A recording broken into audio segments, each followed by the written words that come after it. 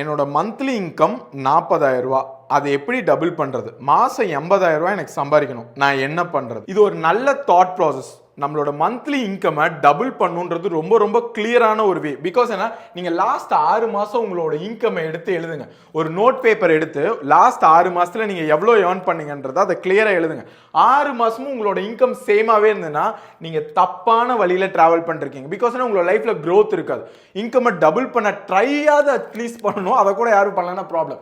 இப்போ நீங்க என்ன பண்றீங்கன்னா, ஒரு 30,000 ஏர்ன் பண்றேன், நான் 60,000 போகணும் அப்படின்னா ஃபர்ஸ்ட் திங், உங்களோட டேல 8 ஹவர்ஸ் வந்து உங்களோட ஜாப் பார்க்குறீங்க அப்படின்னா அதே 8 ஹவர்ஸ் எவ்ரிடே ஜாப் பார்த்துட்டே இருக்கனால உங்களோட இன்கம் டபுள் ஆகாது. உங்களோட வாழ்க்கையில் உங்களோட நாளில் 23 ஹவர்ஸை நீங்கள் என்னமோ பண்ணுங்க.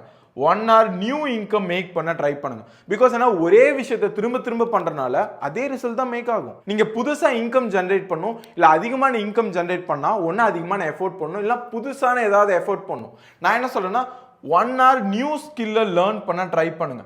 புதுசான ஒரு வழியில இன்கம் மேக் பண்ண ட்ரை பண்ணுங்க.